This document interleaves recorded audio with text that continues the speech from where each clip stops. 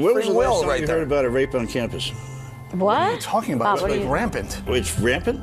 Broke into a woman's home, sexually assaulted her, and tried to kill her boyfriend. Is jailed accused of sexually assaulting 3 girls he was supposed to be taking care of. About the sexual assault complaint leveled against High former school basketball coach is on paid administrative leave tonight after being arrested for sexual assault. She was abducted and raped. Now police say that the fake officer raped her in a parking lot. Now the real 6 juvenile boys, authorities say, some or all taking part in 2 separate sexual assaults involving special needs juvenile girls. 3 of the Surprising jump in sexual assault in the military. accused of sexually assaulting a 3-year-old child. The alleged sexual assault of a 14-year-old girl in Shocking case of sexual abuse. of sexual assault. The sexual assault of a child. Accused of having sex with a 15-year-old student. They're accused of having sex with students and repeatedly sexually assaulting a neighbor boy.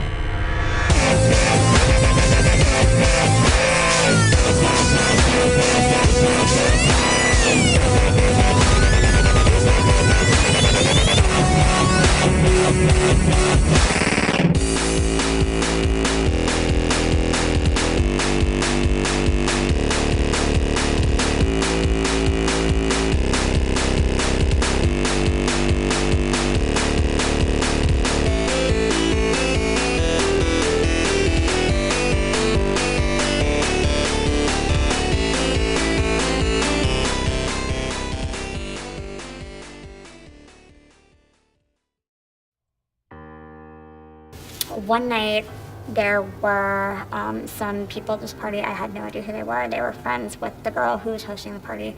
I'd never met them before or anything. And then I had too much to drink. And so it was a huge house, and I was in this room. It was like a basement. And I was sitting there, and I was just laying there, like watching, like TV was on, watching a movie, basically trying to go to sleep. And at this point, this kid that I'd seen him all night, but I hadn't talked to him. And I knew nothing about him, but he basically came in. But I was just so tired and everything, I just didn't want to move. And so he just came in, he just sat down next to me, and I was like, okay, whatever. And then like the next thing I knew, his hand was down my pants. I had no idea who he was, and he just, started going to town and everything. And I was just like, who are you? And he's just like, it doesn't matter.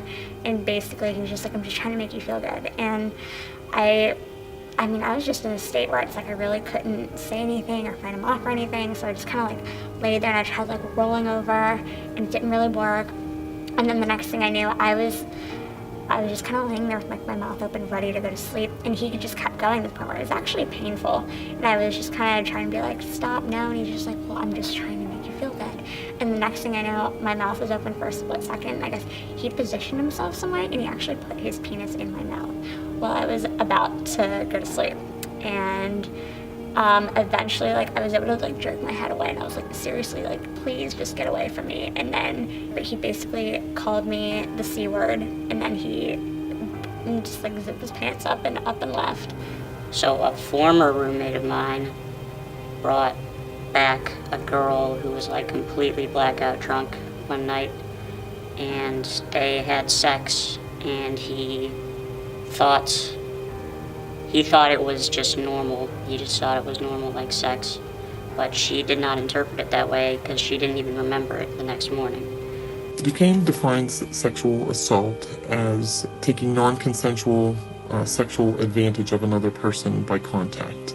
Attempting or actual sexual contact that is non-consensual. Sexual violence, sexual assault is kind of an umbrella term for non-consensual contact. It could be committed against the same or opposite gender. Some examples are rape, unwanted touching of a sexual nature, non-consensual sexual intercourse. And there's also sexual battery, non-consensual touching of an intimate body part. My name is Megan Schrader. I am the supervisor of crisis intervention services at Pittsburgh Action Against Rape. Sexual violence is not an easy thing to talk about. Everybody has this idea in their head about what it is, and it's usually like what you see on TV or what you hear people talk about, and that just isn't what sexual violence really is most of the time. I feel like people don't consider sexual assault rape like an actual like rape unless somebody's actually like pinned down, restrained, like kind of traded against their own will, and then like in the hospital like getting a rape kit. But I mean, it was just like the response that I got to it, everyone was just like, you know what, like it happens. And so I just kind of put it off. Sexual violence, like, it works because of isolation. So you don't have any witnesses. Most of the time sexual violence is perpetrated by someone that you know. So it's a friend, a family member, a neighbor. That makes it even harder, like, to talk about what happened and to name this person that other people are in your life are close to or have a relationship with. Sexual violence is shame and guilt. And that's anything in your life that you're ashamed of or you feel responsibility for, you're not going to want to talk about. And a lot of our victims feel responsibility for what happened to them, and that makes it very difficult to come forward. I think there's sort of a problem with people not knowing what consent is and like not going out of their way to make sure it's explicit enough, I guess.